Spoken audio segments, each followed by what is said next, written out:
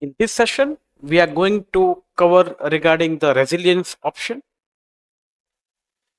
We need to know the three things completely end to end. That is compliance policy, compliance audit, and compliance audit reports. Compliance, we all know that certain types of regulation we need to follow as per our industry. So in Greenbone, you have certain types of compliance being given. For example, when you open the policy section, you have 6 defined policy, plus we can have your own policy created.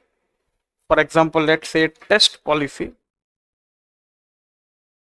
and you can write the same description or whatever comment you want to add, and you go ahead and edit it up. Now you have different types of scanning options available. For example, I want to create a policy for Windows based devices, so I can search here Windows.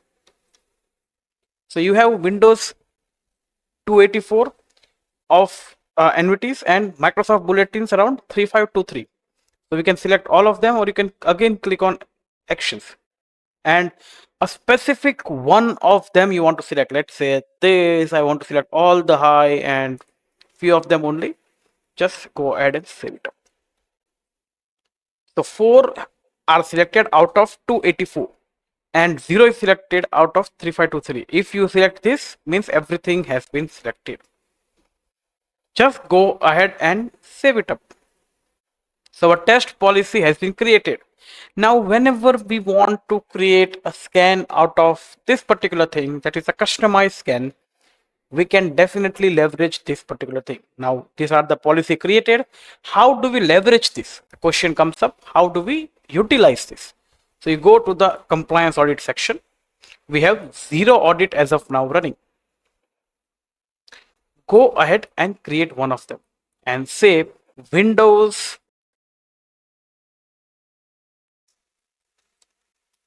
audit points. This is for MS Windows points. Anything that you want to write. Now the target, again, it would go again to the configuration section and we need to create a target. We have already created few of them. Just select any target that you have created.